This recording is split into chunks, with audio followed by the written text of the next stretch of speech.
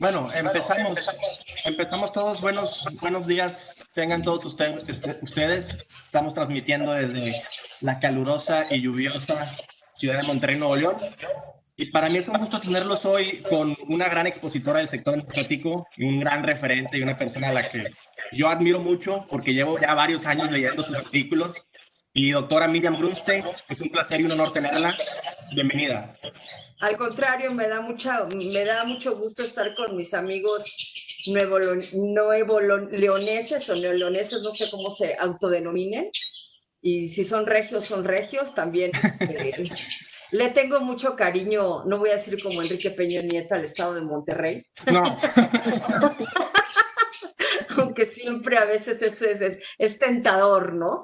Pero al estado de Nuevo León, en particular a Monterrey, donde pasé algunos meses muy prolíficos en conocimiento y en experiencias muy interesantes. Doctora, bienvenida. Y bueno, antes que todo, antes de pasar, cederle la palabra a Adriana, que es la moderadora. Leyendo su experiencia me llama la atención algo muy padre de sus inicios, y es su experiencia con Raúl Nocedal, uno de los fundadores de la CRE, un gran referente. Y bueno, quería yo preguntarle cómo fue su experiencia con él y qué opina de él y qué nos puede decir al respecto. Bueno, qué lindo que me lo preguntes, porque justo este año, y me disculpo por mis pájaros, pero tengo una casa muy prolífica en animales, entonces al cuarto donde me meta va a haber animales molestando. No se preocupe. Y este es el estudio donde están mis pájaros, y son muchos y no hay manera de mover la jaula, pero ellos se estimulan mucho con mi voz y empiezan a cantar, y pues me disculpo, pero si no tendríamos perros, si no tendríamos conejos, si no tendríamos otras cosas. En fin, Raúl Nocedal fue uno de los comisionados fundadores de la CRE. Y no únicamente fundador ya como órgano desconcentrado de la Secretaría de Energía, sino como órgano consultivo de la Secretaría de Energía en 1995. Entonces él arrancó la CRE con Georgina Kessel y me parece otras dos personas más, pero no era un cuerpo colegiado, era simplemente un órgano asesor de lo primero que se iba a hacer, que era la apertura en materia de gas natural. Ya existía alguna apertura en energía eléctrica a partir de las reformas a la Ley de Servicio Público de Energía Eléctrica de 1992, pero y en ese momento fungía la CRE únicamente como órgano consultivo de la CNE, para ver qué iban a hacer con los primeros permisos de autoabastecimiento, cogeneración, importación, exportación y pequeña producción de energía eléctrica. O sea, la apertura del sector empieza a partir de electricidad de forma muy acotada, a partir de las reformas a la Ley del Servicio Público de Energía Eléctrica en 1992. Después, saliendo Salinas y entrando Zedillo, a Zedillo le interesa mucho el avance de los órganos reguladores. Tenemos la Comisión de Competencia Económica, que hoy es COFETE, antes era COFECO, la Comisión Federal de Telecomunicaciones, COFETEL. Entonces, todos esos órganos van naciendo por ley, tienen esa nueva conformación autonómica. Es muy importante no confundir la autonomía de la independencia, no porque siempre uno no se hace bolas y dice, la CRE no tiene autonomía. Sí tiene autonomía, tiene su propia ley. Lo que ha perdido es independencia, porque cada vez es más dependiente de las decisiones del Ejecutivo. Entonces, Raúl Nocedal inaugura la CRE como órgano desconcentrado con autonomía reforzada con su propia ley, ¿no? Yo entré con Raúl 5 años después, o sea, todo estaba en pañales.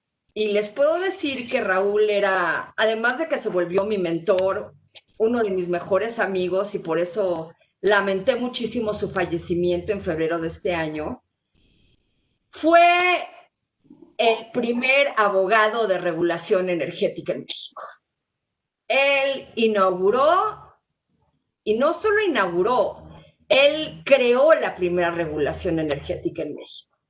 Y como era un abogado de gobierno con una formación muy dura, porque él trabajó con Arsenio Farel, no sé si ustedes han oído hablar de él, que es un abogado muy, muy duro, que fue un abogado muy, muy duro, fue el director del IMSS, me parece, y tuvo otros puestos en el gobierno, eran abogados muy estatutarios, ¿no? O sea, la ley está ahí para cumplirse y no hay manera de hacerse a un lado. Entonces, todo lo que se percibía como ligeramente irregular, Raúl invariablemente lo votaba en contra.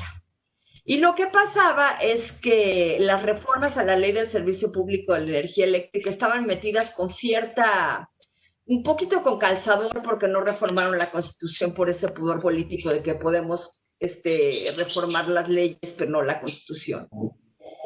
Entonces, él como fue el primero en aprobar los proyectos de autoabastecimiento de cogeneración, y a veces el autoabastecimiento no parece autoabastecimiento, sino parecía la pequeña prestación de un pequeño servicio público, se armaban discusiones jurídicas muy fuertes en el pleno de los comisionados sobre cómo aplicar la ley. Pero yo aprendí muchísimo y muchas veces no estaba de acuerdo con él. Y teníamos discusiones muy fuertes en su oficina, que todo el mundo escuchaba porque Raúl era un gran defensor de la transparencia. Entonces, él quería que se oyeran nuestros gritos por toda la CRE para que se supiera por qué nos estábamos peleando y qué estábamos discutiendo. Entonces, yo le decía que era una necedad de él tener una interpretación tan cerrada de la ley, y dice, yo como abogado y como comisionado, yo le tengo que dar forma jurídica a las resoluciones de la CRE. De lo contrario, no tiene sentido que yo esté aquí, porque había economistas, había ingeniero, pero el enforcer, el que marcaba la pauta jurídica de la CRE y la marcó por 10 años, porque fue ratificado una vez, fue él. Y eso nos llevará a discutir sobre qué tan posible, qué tan plausible es descentralizar la energía conforme al marco constitucional y legal vigente, pero quisiera pensar que esta sesión es un pequeño homenaje de mi parte, por supuesto, a mi mentor, mi maestro y a uno de mis más queridos amigos, el licenciado Raúl Nocedal Moncada, que pues de propia mano estuvo en los cambios de la ley reglamentaria del 27 constitucional del ramo de petróleo y escribió con sus propias manitas el reglamento de la Ley de Servicio Público de Energía Eléctrica y fue autor del reglamento de gas natural, y pues también construyó su gran casa de naipes porque era el comisionado presidente de la regulación de venta de primera mano de gas natural. Y ahí pues queríamos aprobarla para que el precio del gas estuviera regulado, y tuvimos muchos problemas porque cuando estaba contento Pemex, los industriales particularmente de Nuevo León se inconformaban y llegaban los camiones de Concamín llenos de industriales furiosos porque habíamos dado el precio del gas de Pemex a precio de mercado y los industriales estaban muy inconformes.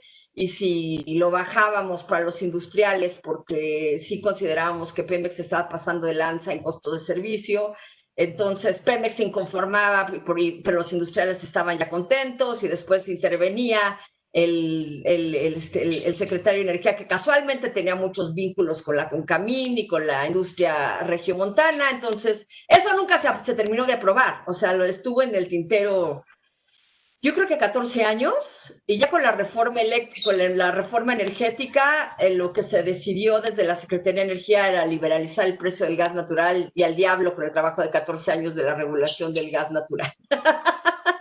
Entonces, Raúl, creo que si es que murió con alguna frustración, es que todo lo que trabajamos para regular el gas natural fue imposible, y fue por el choque de fuerzas que generalmente produce la regulación. Claro. Bien dice Pat Wood III, que fue un comisionado de la Comisión Federal de Energía de Estados Unidos, del Federal Energy Commission, de la FERC, que un buen regulador es aquel que no tiene contento a nadie. Pues yo creo que éramos muy buenos reguladores porque no teníamos contentos Adriana, ¿quisieras decir algo? Sí, bueno, me retiro, voy a estar aquí en la conferencia, No, pero bueno, participa, por favor. le cedo la palabra a Adriana. Sí, te digo que ya se nos fueron 15 minutos nada más hablando de Raúl. Y podríamos tener más tiempo. Bueno, con permiso, aquí voy a estar. Hablando de Raúl el resto de la sesión con el inmenso cariño que le tengo. Y que en paz descanse. Que en paz descanse. Gracias. Bueno, pues mi nombre es Adriana Martínez y les damos la bienvenida a nombre del capítulo Nuevo León de la Barra Mexicana Colegio de Abogados y en específico de la Comisión de Derecho Energético. Les agradecemos su asistencia al evento Descentralización de la Energía y Transición Energética, Avances y Retos. Les recordamos y los invitamos a que se afilien a la barra, participen con nosotros en los diferentes eventos y sean parte de ella.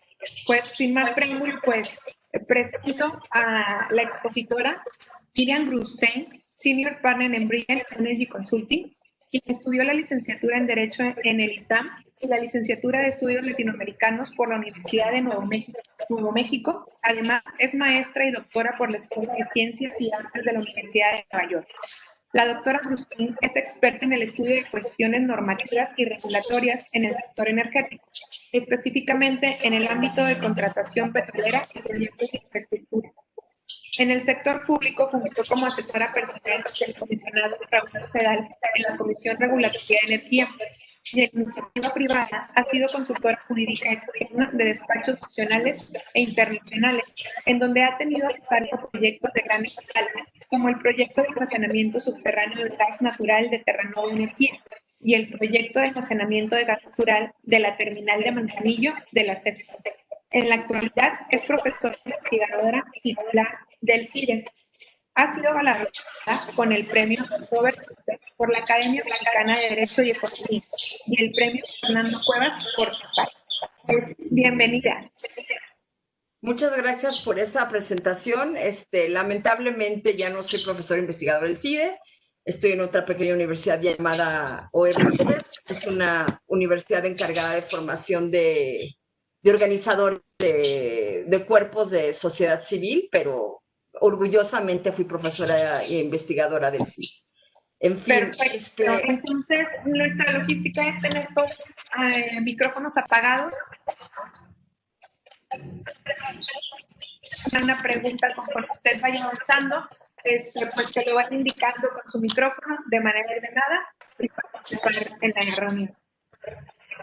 Sí, es lo que les comentaba a Marcelo y Adriana, que después de 30 años de dar clase, por supuesto que a ustedes no les daría una clase porque somos colegas, ¿no? No son mis alumnos ni mucho menos. Si hay alguna persona por ahí joven que no haya terminado la licenciatura, pues no lo sé, pero estoy asumiendo que ya todos somos abogados titulados, entonces darles una cátedra me parecería, además de soberbio, muy aburrido, ¿no?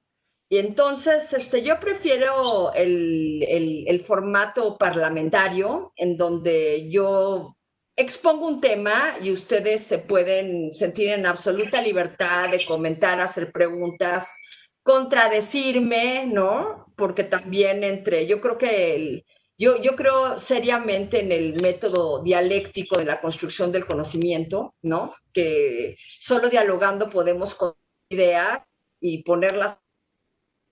Y yo en estas dinámicas, afortunadamente he aprendido mucho porque todos somos abogados que nos dedicamos a diferentes cosas.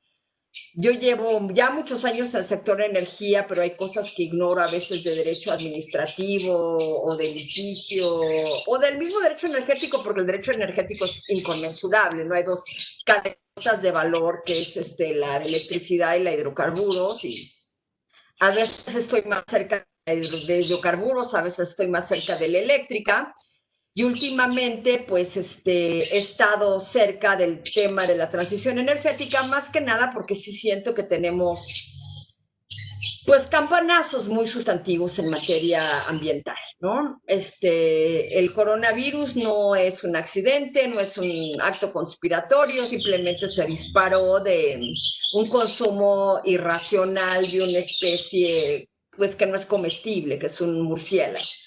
Entonces tenemos a toda la economía mundial parada, incluso al sector energética, por la ingesta de un murciélago, por muy absurdo que suene. No sé si ustedes han estado siguiendo los incendios del área de la bahía en Estados Unidos. Yo tengo una hermana que vive en Berkeley, muy cerca de San Francisco, y ahí están teniendo apagones eléctricos muy serios porque fue temporada de sequía, hubo tormentas eléctricas, empezaron los incendios y el cielo se ve invariablemente de naranja, de un naranja apocalíptico horroroso. Entonces, otro campanazo en materia ambiental y los incendios en Australia. Entonces, sí creo que tenemos un llamado muy importante de que nuestros patrones de consumo, y en particular nuestros patrones de consumo energético, le están pasando una factura gigante al planeta, gigante. Y que esa factura, pues la vamos a pagar no únicamente los que viven en un ámbito silvestre. Yo tengo un rancho y convivo con animales y plantas, y afortunadamente no me ha pegado, pero ya nos está pegando en el corazón de nuestras economías, ¿no? En la productividad, en la industria. Entonces, es un momento muy, muy, muy importante de hacer una reflexión sobre cómo transitar globalmente hacia un modelo más sustentable y si la descentralización energética en México podría realizar esa transición. Y se los digo por algo, porque a mí no me gusta politizar mis charlas, no tengo simpatía,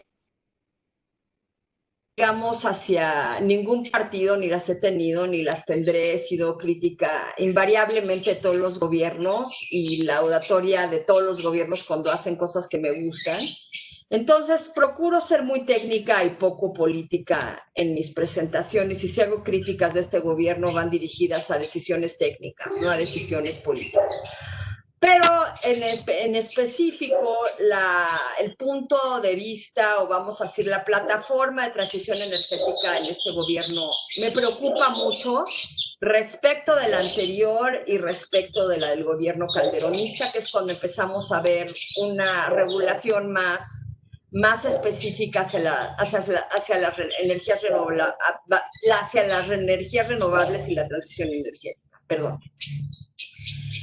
Pues sí, eso empieza con Calderón y como ustedes saben, todo lo que venga Calderón, pues le es repugnante al presidente, pero sí es una pugna política. Y sí creo que la transición está muy vinculada a lo que hagan las entidades federativas más que lo que dicte la federación, porque cada entidad federativa conoce sus necesidades y conoce su potencial de recursos naturales dirigidos hacia una transición energética.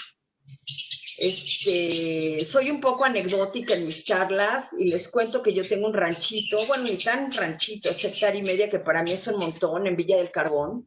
Y yo sufro mucho con CFE, yo sufro muchísimo. El otro día me invitaron al Summit de Expansión y no me quise regresar a la Ciudad de México para participar en el programa, pero estaba perfectamente consciente de que como el programa era en la tarde y en la tarde empieza a llover, que podía tener yo una interrupción en el servicio de energía eléctrica y quedarme sin electricidad y internet. Pero me daba mucha flojera viajar el lunes y volver el lunes de su casa en la Ciudad de México, porque son 3 horas de camino para un programa de 1 hora. Entonces me resistí, le recé a SanCFE que por favor no me dejaba sin electricidad, y se lo comenté antes cuando nos estábamos preparando en el panel, ¿no? Si se me va la luz y se desaparezco, será un epítome de lo que está pasando en el país con la energía, ¿no? Un apagón. Entonces, ¿por qué no nos deberían permitir el desarrollo de techos solares comunitarios en un lugar como Villa del Carbón, donde podríamos tener un suministro posiblemente más eficiente y más estable y más confiable, ¿no? Pero pues nos orillan como usuarios, porque así quedó en la reforma energética, pues a ser esclavos del suministro de la CFE. Y no sé si ustedes sepan que los techos solares comunitarios recién fueron vetados por la CRE y ya no están dando permiso de techos solares que requieran de la red de distribución. Entonces, esa era una democratización muy importante para el usuario. Y cuando hablo de descentralizar, no hablo únicamente de estados, no estoy hablando únicamente de municipios, sino el derecho del usuario, de las personas como ustedes y como yo, que somos ciudadanos de a pie, de elegir nuestra forma de consumo energético. Y creo que debería ser un derecho humano. Creo que si yo sufro interrupciones constantes en mi servicio eléctrico, en mi rancho debo poder elegir poner paneles solares y poner una batería y tal vez tener un medidor inteligente que me permite intercambiar electricidad con CFE. Y esa sería una decisión individual y esa sería una decisión democrática y descentralizada. Pero como la CRE ya se alineó con la voluntad presidencial, pues se están eliminando las posibilidades de que no solo tengamos techos comunitarios, sino que yo como propietaria de un terreno pueda poner paneles solares en mi tejado, aprovechar la irradiación solar para tener electricidad y en la noche mandarla por mi medidor inteligente a CFE para que CFE me dé un descuento en la noche mientras consumo. Y eso ya se está vedando. ¿Por qué? Porque CFE efectivamente está perdiendo dinero. Pero CFE tiene un mercado gigante en los grandes usuarios industriales y de servicios. Entonces, ¿qué le duele perder ese pedacito de mercado a CFE? ¿Y por qué no podríamos pelear desde las entidades federativas o desde los municipios el derecho a no depender invariablemente de la CFE? Lamentablemente, la Constitución y las leyes, a mi juicio, no lo permiten. Entonces, hay varias ventajas y desventajas involucradas en la descentralización y no le veo desventaja alguna todavía a transitar a una canasta energética que a mi juicio sea razonable. No vamos a poder depender únicamente del sol, no vamos a depender únicamente del viento por la intermitencia y porque a veces los centros de generación están muy lejos de los centros de consumo. Entonces, tendríamos que tener demasiada infraestructura de transmisión para depender únicamente de la energía solar. Por ejemplo, el estado de Sonora tiene un polígono, según la UNAM, que tiene la misma irradiación del desierto del Sahara, ¿no? Y lo que me dicen es que con ese polígono podría electrificarse todo el país, pero ¿de qué dependería? Pues de que tuviéramos una red de transmisión sumamente poderosa y sumamente resistente a la alta tensión. Y que entonces eso es inviable. Entonces, como decía el antiguo CEO de BP, Chris Layden, con quien tuve el honor de compartir un panel hace aproximadamente un año, antes de que viniera esta pandemia atroz, que decía, we need it all, lo necesitamos todo. Y necesitamos a la federación, pero también necesitamos a los estados, a los municipios y a los particulares. Y con eso sería pues, mi planteamiento inicial, que una descentralización es necesaria, que el marco jurídico no la facilita y que debemos de buscar la manera para tener una descentralización que fomente la transición energética. Y con eso no sé si tengan alguna pregunta o algún comentario, que me encantaría que aflojaran la quijada y que participaran y se aventaran y yo no muerdo, que la gente piensa que sí. En realidad soy muy vehemente, pero soy buena gente, no hago nada, y entonces me encantaría que participaran. Doctora, yo tengo una pregunta. Caliente. Sí, Marcelo. Sobre lo que mencionábamos hace unos días de la posibilidad que tienen, bueno, la intención que tienen algunos estados de lanzar sus propios proyectos de energía y su viabilidad legal y constitucional. ¿Qué opina de eso? O sea, ¿es posible que los estados puedan licitar proyectos de energía? Pues nos meteríamos en el embrollo que pasó en la refinería de Dos Bocas, ¿no? que la contratación de la obra en Dos Bocas no se realizó conforme a las reglas de Petróleos Mexicanos, que se licitó conforme a la Ley de Obras y Adquisiciones del Estado de Tabasco, que es muchísimo más laxa. Entonces, eso facilitó la licitación de la refinería de Dos Bocas, pero también hubo muchas imputaciones de corrupción, de sobreprecios, y no sé si recuerden que lo que acabó esa licitación fue en que se declaró nula, y después de la nulidad de 2 intentos, pues hubo adjudicaciones directas. Entonces, ¿cuál es la ventaja de que los estados liciten? Que puede ser más ágil, ¿no? También existe la posibilidad de que sea más irregular y de que haya, por ejemplo, licitaciones más abiertas en el estado de Baja California, que quiere licitar una central fotovoltaica, y cuando Marcelo muy bien menciona, tuvimos una pequeña discusión en el chat de la Barra Mexicana de Abogados, en el chat de la Comisión de Energía, y yo decía yo recordaba que Nocedal se negaba mucho, no tanto a que se licitara, porque pues que se licita, pero bajo qué términos de competencia y de eficiencia se licita. Y, por ejemplo, recuerdo también un ejemplo muy claro, que yo ya no estaba en la CRE en ese momento, pero se licitó en Sinaloa un gasoducto, ¿no? Y lo licitó el gobernador. Y fue una licitación por invitación restringida, ¿no? Y alguien de una gasera con sede en la Ciudad de México estaba muy molesto, alguien de una gasera en México estaba muy molesto, porque fue por invitación restringida, y me dijo, pues sí, es que invitaron a puros cuates del gobernador, y nosotros tenemos un ducto ahí que hubiera aprovechado muy bien esa extensión, pero como lo quieren para el negocio de fertilizantes que va a hacer el gobernador con sus amigos, nos sacaron de la jugada. Entonces, el problema acá es de factibilidad y también es de legalidad, ¿no?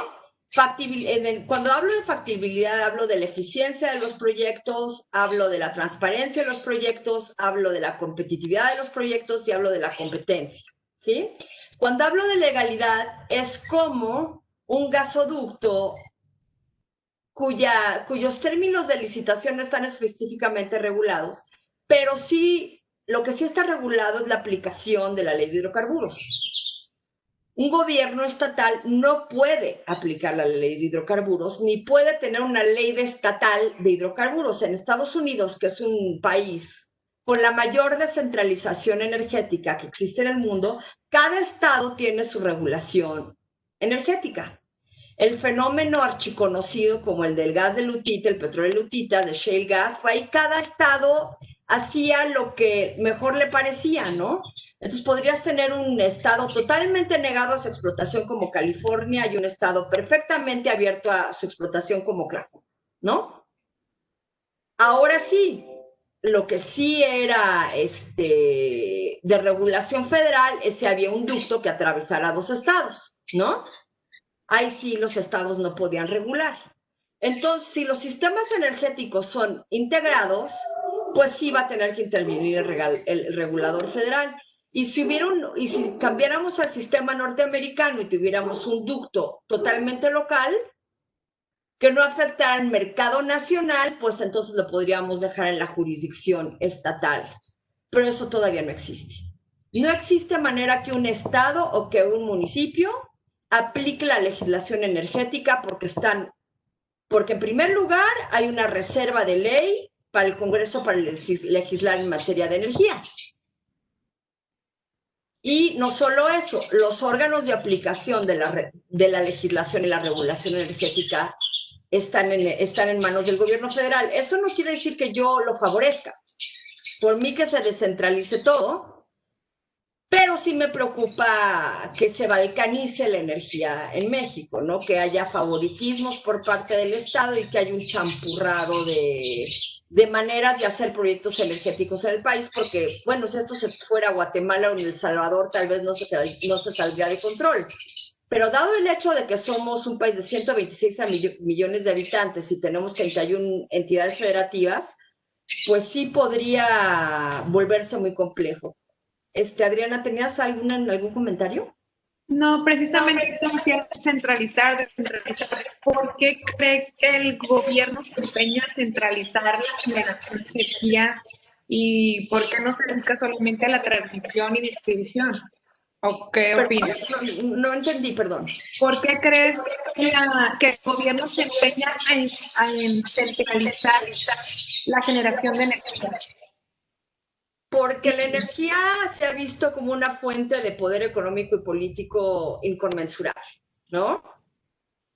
Y por algo hay dos monopolios de Estado aún, ¿no? Que ya no son constitucionalmente monopolios, ni nunca lo fueron, eran titulares de áreas estratégicas, pero la energía en México está fuertemente centralizada en la medida en que hemos tenido dos pilares únicos de naturaleza federal, que son Pemex y CFE, ¿no?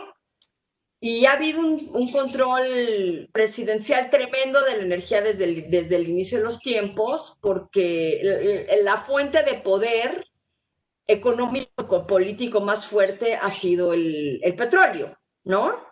Entonces, vamos a pensar en que los ingresos fiscales de la explotación de la República del Estado de Veracruz, ¿no? Si tú fueras el presidente de la federación, ¿cómo te sentirías? Vamos a descentralizar y desde ahora el premio gordo de un hallazgo petrolero ya es para el gobierno de Veracruz y no es para la federación. ¿Cómo te sentirías? Pues, sinceramente. Que me están quitando poder. Sustantivo, ¿no? Sustantivo. Entonces vamos a pensar que tenemos estados que quieren algo verde, ¿no? Por ejemplo, Baja California ni Yucatán tienen gas. Entonces tienen apagones sistemáticos, ¿no? Entonces, porque por la desesperación del estado de Baja California es que van a licitar una fotovoltaica, ¿no? Porque ya no quieren apagones. Entonces, vamos a suponer que el estado de Baja California adopte una política pública que va en contra de todo lo que ha hecho este gobierno para parar la generación de renovables. ¿No tienes una lucha de poder ahí interna gruesa? Vamos a decir que en Brasil el grito de independencia fue el grito de Ipiranga, ¿no? Que Baja California declara su independencia energética. Y al con CFE, con el gobierno federal, porque cada rato tenemos apagones, porque no nos llega ni el gas ni la electricidad de CFE. Entonces Baja California, que está pegada a California, va a tener un grupo y vamos a tener una transición en Baja California que está separada totalmente del resto del país. Si fueras Rocío Nale, ¿cómo te sentirías? No, bueno. ¿Te haría gracia, sí o no? No. El punto es que el gobierno se empeña en generarlo, no nada más dice, o sea, pueden más generar los estados, los municipios, pero no. Totalmente de acuerdo. ¿Verdad? Ellos quieren generar, oye, ya la generaste, vamos a distribuirla, comercializarla, pero no. Bueno, porque te vuelves un competidor para CFE, ¿me explico? Pero CFE es un competidor que participa en el servicio, porque le cuesta llegar hasta un extremo como Baja California, porque las redes de transmisión son escasas hasta allá, ¿no? Entonces, es muy, muy frustrante porque ni dice CFE, no, cubro esa área y voy a resolver el problema de los apagones, pero si se le cita una fotovoltaica, tienes de por medio el acuerdo que suspende la interconexión de energías renovables a la red de transmisión. Entonces, yo entiendo por qué ningún gobierno ha querido realmente descentralizar la energía, pero también toda la energía no puede llegar a todos los rincones del país porque el país es demasiado grande. Por ejemplo, con la gran promesa del gas de Lutita, pues Coahuila ya estaba casi dispuesto a declarar su independencia energética igual de Nuevo León. Perdón, eso ni el gobierno de Peña ni el gobierno de nadie le hubiera dependido. Los bajos precios del gas han borrado ese sueño. Pero yo me acuerdo que yo daba muchas clases y daba muchas pláticas al inicio de la reforma energética, e incluso hablé con un subsecretario del gobierno de Tamaulipas, y el cuate me decía, pues ya nos vamos a independizar, porque tenemos gas de lutitas a reventar, ¿no? Y yo les decía, pues no se pueden independizar en la medida que no encuentren mercados, ¿no? Porque depende de una red nacional de gasoductos. O sea, los mercados tienen que estar integrados. Entonces, no hay un proyecto de descentralización racional. Y a mí lo que me preocupa, por ejemplo, ahora, es que va a ser la CONAGO, ¿no? Y 10 gobernadores ya se bajaron. O sea, es la tercera parte del país, ¿no? De gobernadores que no quieren participar. Y es en esas cumbres en las que se toman decisiones de cómo descentralizar el sector energético para que cada estado pueda aprovechar más su potencial y sus recursos y sin violentar la facultad de la Secretaría de Energía de dictar y diseñar la política pública, porque la tiene por mandato de la Constitución, ¿no? Ok. Entonces, el dilema no es fácil, ¿me explico? No es nada fácil. Y quisiera que alguien más se aventara a hablar. De hecho, hay una pregunta de Jorge Castillo. Vamos a abrir los micrófonos. Por favor, Jorge. Y si Jorge nos está escuchando, por favor, es manual la opción. Ahí estás, Jorge.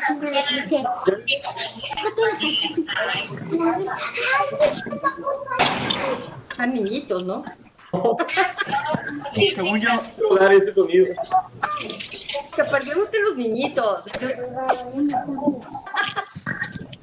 Bueno, pues también estoy interesada en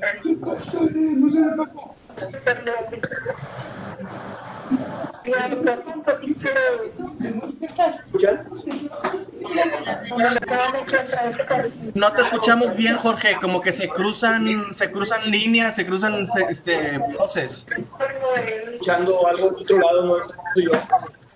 Por favor, todos apaguen sus micrófonos. Solamente lo dejamos. Perfecto, ya lo tengo acá anotado. Y 17. ¿Más o menos? Ahora sí. No se escucha nada. ¿Me escuchan ustedes? Silencio absoluto. Sí. Hay silencio absoluto. Bueno, a ver, vamos otra vez que les dé. Es que apenas nos estamos familiarizando con esta plataforma y me comentan que vamos por el chat. Bueno, Jorge Castillo, la leo, doctora. La pregunta de Jorge Castillo es la siguiente. ¿Le parece que en un modelo que permita las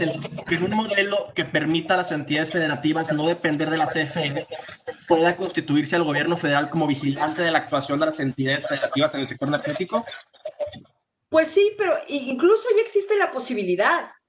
Por ejemplo, en el caso de la generación, la generación ya está liberada, la generación a los grandes usuarios está liberada.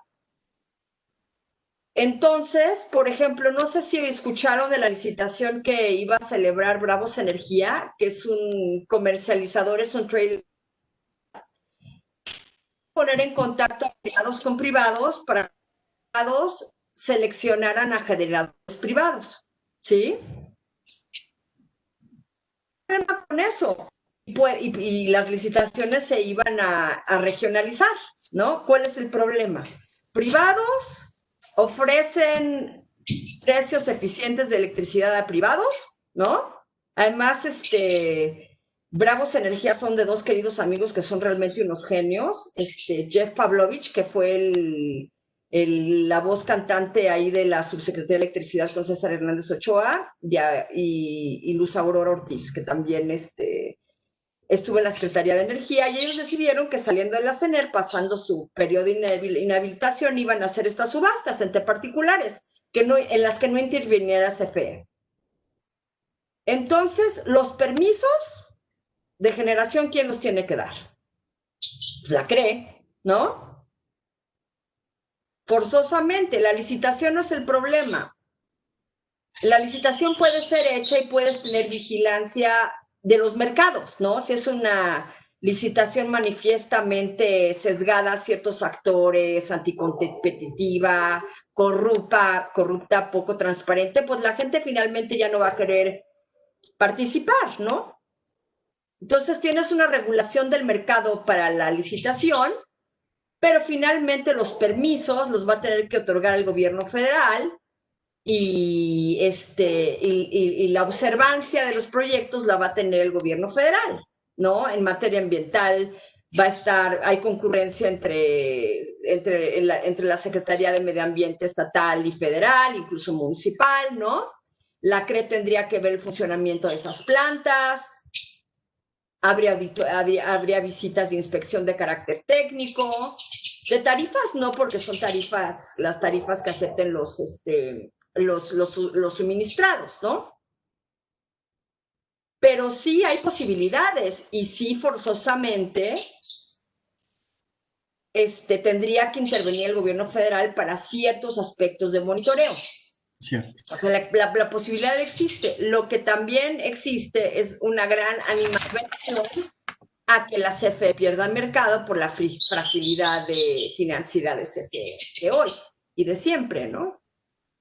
Sí. Pero digo, si estás perdiendo mercado porque eres frágil financieramente, pues nos vamos a quedar sin nada, porque pues truena CFE y no tenemos generación privada, pues ¿con qué nos vamos a alumbrar, no? ¿Con velitas? Claro. Doctora, bueno, quiero decirles a los oyentes que si tienen alguna pregunta, por favor nos la hagan saber. Vamos a abrir los micrófonos, pero por favor mantengan sus micrófonos apagados y si tienen preguntas lo dicen por el chat o simplemente lo abren y hacen la pregunta.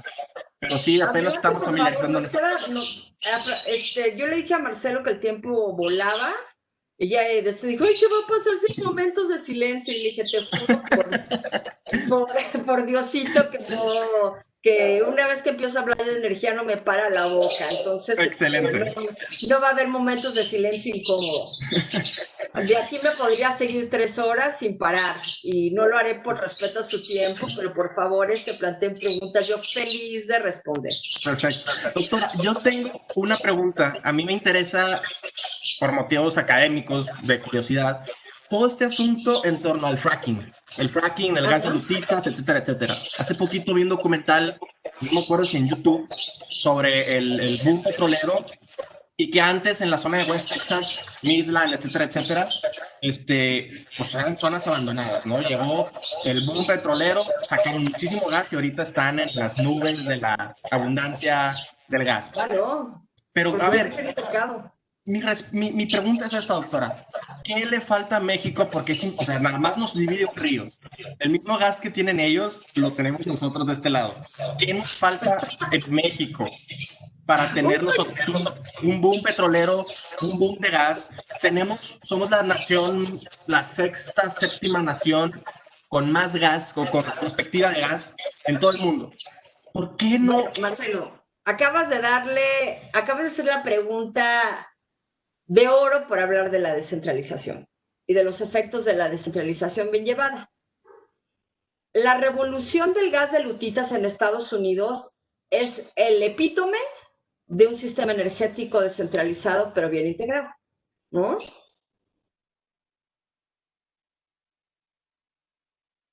El gobierno de Obama o el gobierno de Bush dijeron, vamos a tener una política de explotación del gas de lutita en su programa de energía. No. En absoluto. ¿no?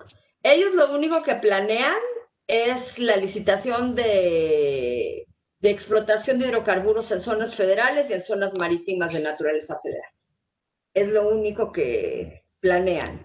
¿Por qué? Porque en Estados Unidos hay lo que ahí se llama fee and simple property. O sea, si eres dueño del suelo, eres dueño de los componentes en el subsuelo, a menos de que ya tengas una trayectoria muy larga de cesión sobre los derechos del subsuelo, ¿no?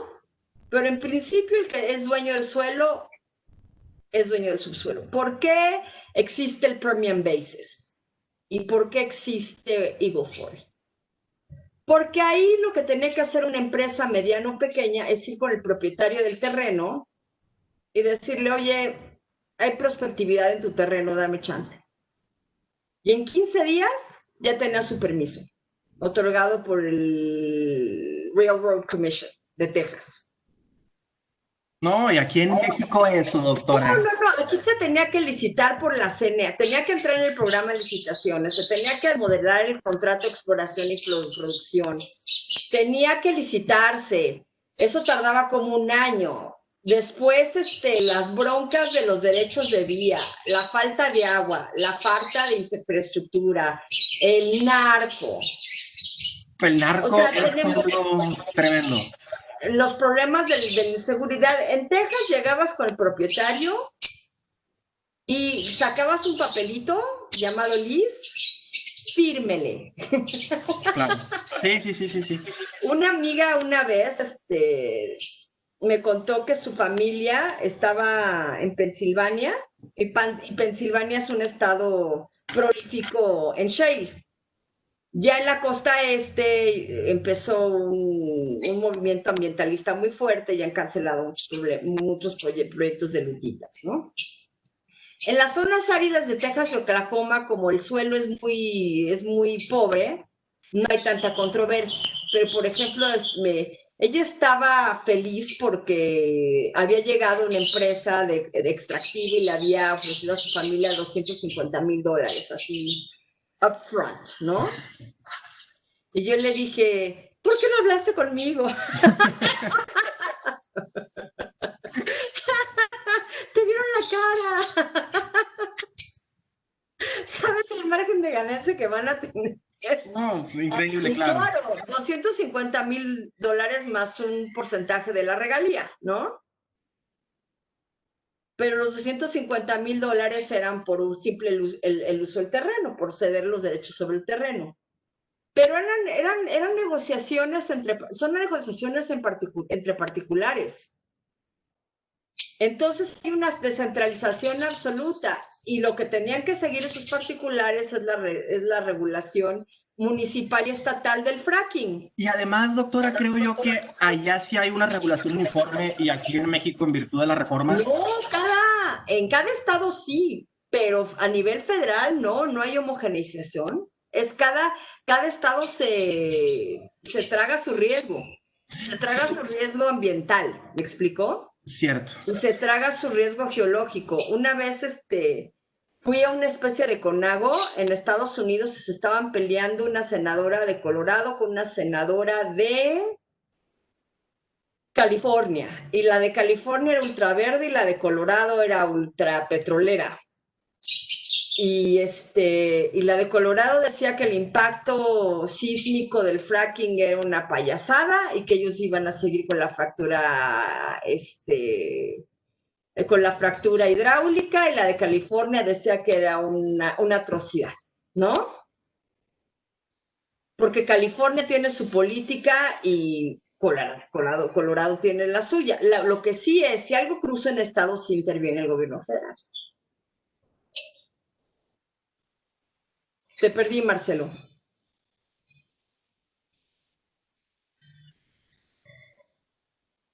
Me quedé sola. Ah, ya volviste. Sí, perdón. Entonces, a mí lo que me llama mucho la atención del caso de Estados Unidos y México, a mí me tocó operar algunas cuestiones de ocupación superficial aquí en el norte de México, y los propietarios de las tierras tenían mucha hubo como muchas expectativas que pensaban que iba a ser como el modelo de Estados Unidos. Pensaron que iba a ser, ya se iban a volver millonarios, etcétera, etcétera. Pero me llamó mucho la atención, y a eso me refería, doctora, o sea, con la disparidad de la regulación. Sacan la reforma 2013, hasta 2018 sacaron la reforma de la regulación de uso y ocupación superficial. Entonces, durante 4 o 5 años tenían a las empresas haciendo literal malabares para ver cómo se acordaba con los propietarios, porque también imponían un modelo de contrato llamado contrato de ocupación superficial, y era todo un reverendo desajuste, doctora. No, sí, es que ese procedimiento de contratación era brutalmente, brutalmente sobreregulado. Y causó muchísimos conflictos entre los propietarios de los terrenos y las empresas, en lugar de...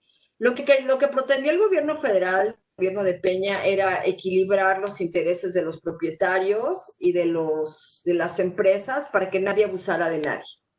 Y lo que realmente lograron fue un galimatías del que nadie puede salir, porque lo que salió en 2018, que tú muy bien mencionas, es el pago por el recurso a los, los propietarios de los terrenos. Por uso comercial, un nombre muy largo, ¿no? Sí. Muy largo, no lo recuerdo, pero sí estaba muy poco claro, fue del último que sacó el gobierno de Peña, y ya los pagos han hecho. Entonces,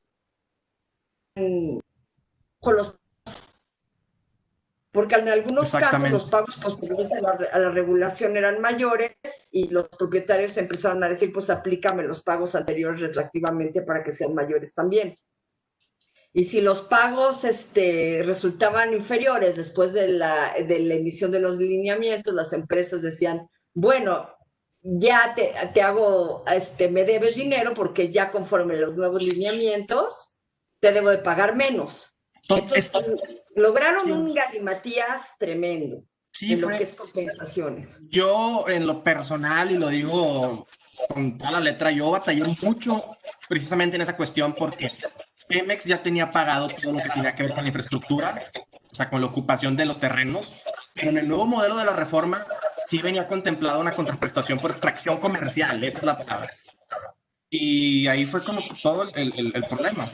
Y se hacía una ecuación muy extraña donde al final los propietarios literalmente pensaban que el monto del contrato, que lo que se les iba a pagar, era una burla.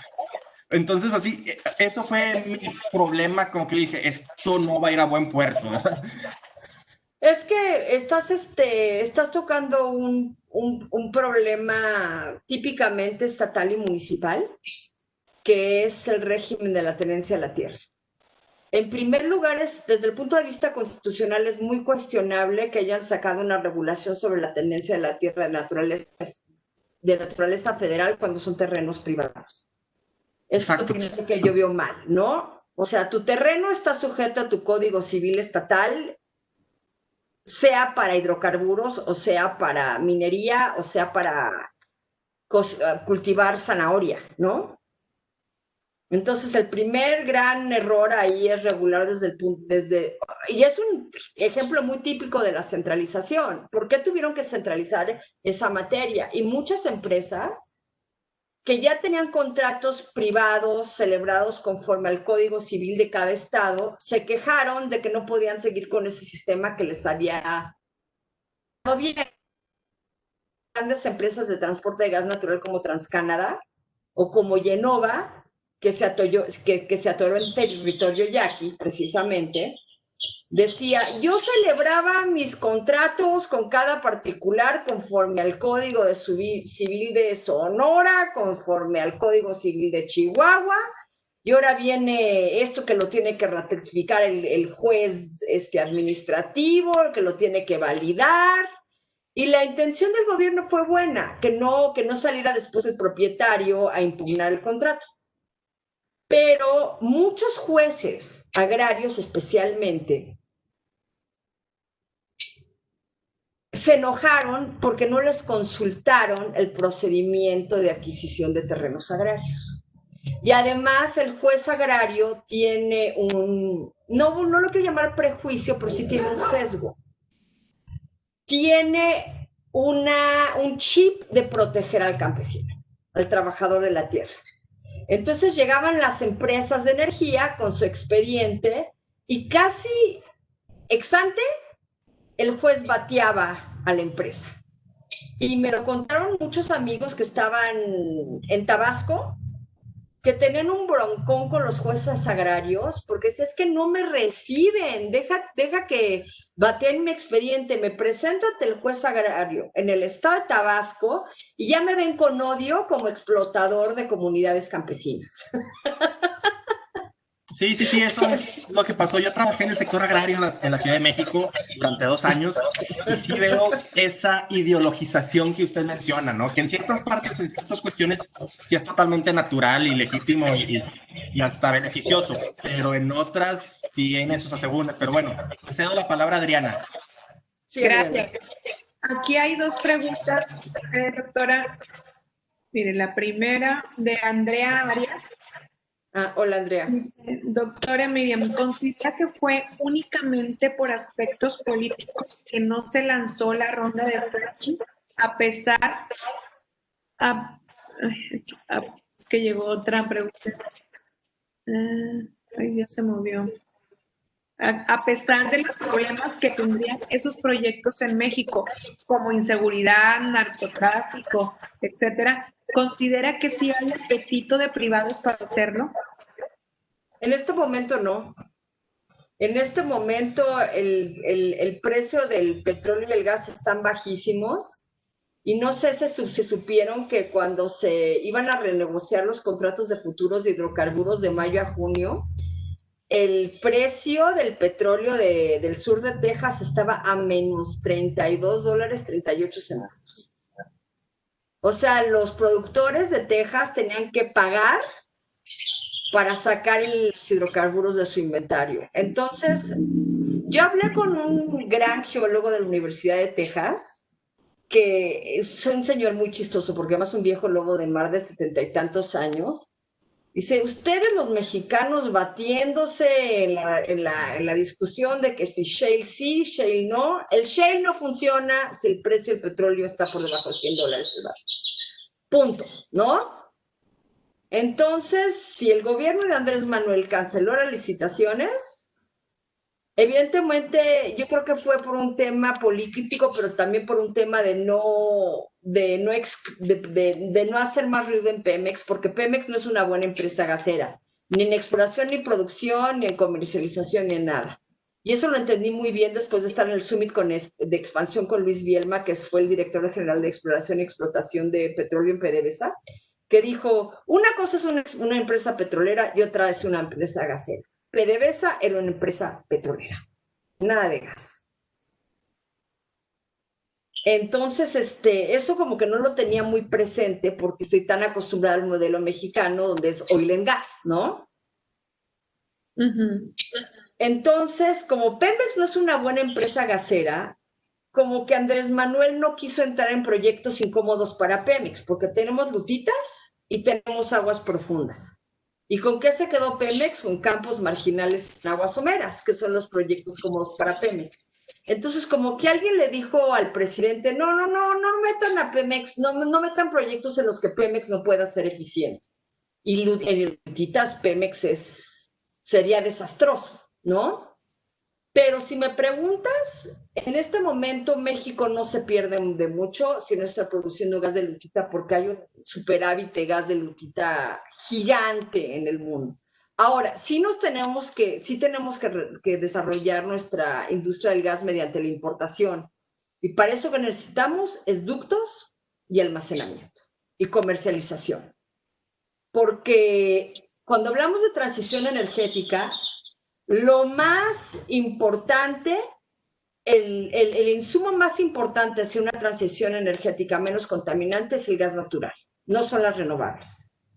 Ahorita, por ejemplo, la apuesta de sustentabilidad de Shell, y los invito a ver el video de mi panel, no porque esté yo ahí, porque además ya platicaron un friego conmigo, Entonces, vean el video por lo que dice Luis Bielma, Alberto de la Fuente y el CEO de Jaguar, donde dice que en el gas natural está la promesa de la transición energética, de abandonar el carbón, de abandonar el diésel y abandonar el combustóleo como fuentes de generación de energía. Si cambiamos a gas natural, podemos disminuir sustantivamente los efectos de los gases de invernadero.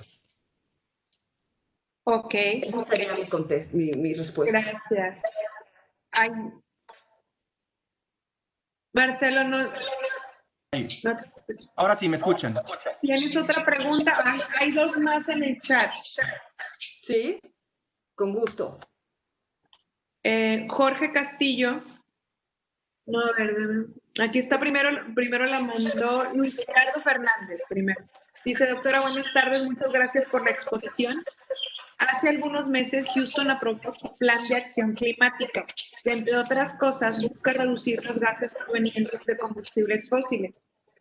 ¿Cuál será el impacto que tendrá en la industria petrolera de la ciudad y qué consecuencias potenciales para México podría existir en cuanto a la dependencia que tenemos de su gas? Gracias. Pues nos podría favorecer porque va a haber más superávit de gas en Texas. Entonces, es que Texas es muy chistoso porque Texas es un modelo clarísimo de pragmatismo energético. Ellos utilizan muchísimo eólica. De hecho, es de los estados que más energía eólica utilizan. Y cuando no hay viento, meten mucho gas o mucho carbón. Entonces usan lo que les conviene. Está totalmente desideologizado. Entonces yo creo que la acción climática ha devenido mucho de la amenaza de huracanes, porque les ha pegado muchísimo. No me acuerdo del nombre del último huracán donde se inundó Houston, que parecía Venecia. No sé si vieron las imágenes. Pero yo lloraba porque iba muchísimo a Houston y de repente me mandan una foto del freeway que yo tomaba para ir a la universidad y se me salían las lágrimas porque de veras parecía el canal de Panamá. Sí, súper. Entonces, Texas está implementando planes de acción climática por el embate de los huracanes. Y es una decisión descentralizada, porque créanme que al presidente Trump no le parece nada cualquier programa de combate al cambio climático. Pero lo que ellos van a hacer es diversificar más su canasta energética hacia el uso más de fuentes de gas natural y de eólica principalmente, y reducir el alto consumo de carbón para la generación de energía eléctrica en el estado, que es muy alto. Y el carbón es tremendo, ¿no? Es un tapón es un tapón mineral en la atmósfera, es una cobija. Bueno, tenemos una pregunta de Jorge Castillo. No la hemos hecho. A ver, en comparación con proyectos en Estados Unidos, los porcentajes de contraprestación por uso y ocupación superficial del 0.5 al 3% establecidos en la ley de hidrocarburos son altos o bajos, o es algo muy diferente. Es algo muy diferente, ahí se pacta libremente. Y depende de mucho del valor del recurso, del valor que tenga el recurso. Más que porcentajes fijos son fórmulas, ¿sí? Y, por ejemplo, se van ajustando al precio. O sea, de poner 0 a 3.5 es un rango, vamos a decir, muy simplista. Porque si el petróleo está a $20 el barril, 3.5 es muchísimo como contraprestación, porque te llevas casi el valor de extracción de tu hidrocarburo. Pero si está a $200 el barril, el 3.5 no afecta tanto al productor. No hay parámetro de comparación, la verdad, porque además en Estados Unidos los proyectos privados son decenas de miles. Doctora, ya estamos por finalizar nuestra charla y bueno, yo tengo una pregunta que son varias preguntas, así rapidísimas. Quiero que nos diga, por favor, ¿cuál cree que es el futuro de Pemex, el futuro de la CFE y hacia dónde vamos? ¿Qué va a pasar? ¿Qué panorama vislumbra usted de nuestro sector energético? Pues yo, dicen que siempre termino mis pláticas con un tono muy, muy fatalista. No quisiera que fuera el caso, pero francamente no veo salida y fue tu culpa porque me hiciste esa pregunta. Yo veo que Pemex está intubado y que pronto va a fenecer, que lo están manteniendo vivo por sistemas para sostener su vida artificialmente, ¿no? Cosa que es muy dolorosa porque ningún mexicano en su sano juicio quiere que Pemex muera porque es una fuente de riqueza y de empleo muy importante. Y este país ya está bajo suficiente estrés en ese sentido como para fragilizarlo más, ¿no? Pero yo creo que estamos llegando al punto donde vamos a tener que llegar a una evaluación de activos muy puntual, o sea, ojo, alguien en el Summit de Expansión decía que un activo de Pemex son las reservas. Ojo, las reservas de Pemex no son de Pemex, son de la nación. Y las reservas o se licitan o se otorgan en las asignaciones, pero dentro del estado financiero de Pemex no puede haber reservas de petróleo. Puede haber producción porque ya hay transmisión de propiedad, ¿no? Entonces creo que debemos de ir por activo, pozo por pozo, campo por campo, refinería por refinería, ducto por ducto, tar por tar. Planta procesadora de gas por planta procesadora de gas. Es decir, ¿con qué nos podemos mantener y que tenemos que así de brutal? Y reducir a Pemex algo chiquitito y eficiente y que entre la competencia. Y con lo demás que enajenes, aunque suene herético y doloroso, pues en el mejor de los casos tener sociedades público-privadas, ¿no? Pero va a tener que desmantelar Pemex, se van a tener que vender activos y van a tener que salir varias empresas chiquitas, que finalmente no es algo inusitado. Cuando desintegraron el monopolio de Standard, ¿de dónde creen que vienen Chevron, ConocoPhillips, Texaco? Pues de la desintegración de Standard. Y solo se volvieron más eficientes. Pero fue mediante la sentencia de la Suprema Corte de Estados Unidos que desmanteló el monopolio de Standard Oil que se creó las 7 hermanas con la exclusión de las europeas, ¿no? Como Shell BP. Pero sí creo que, y esa es una decisión que nadie va a tomar, con el riesgo de que nos quedemos sin industria petrolera. Y de CFE, pues, yo diría que más o menos lo mismo. Y esa sí sería una descentralización muy cañona, pero no sería una descentralización geográfica, sería una descentralización industrial. Pero ya no podemos tener un Tlatoani petrolero. Ya no funciona. Pues bueno, doctora, yo me despido. Bueno, ya le he dado la palabra a Adriana. Yo le agradezco muchísimo su participación y le agradezco muchísimo tenerla aquí.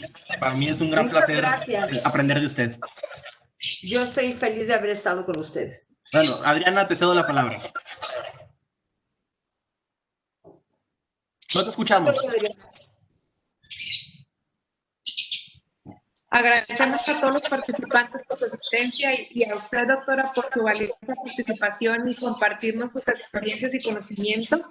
Le agradecemos, pues, del capítulo Nuevo León, Barra Mexicana de Abogados. Los invitamos a todos los participantes que sigan acudiendo a este tipo de eventos, que estén enterados a través de nuestras redes, Facebook, Twitter, LinkedIn, correo electrónico, y que participen con nosotros. Muchísimas gracias, sigan al pendiente y afíliense al capítulo Nuevo León. Que tengan excelente día. Muchas gracias, hasta luego. Hasta luego. Hasta luego.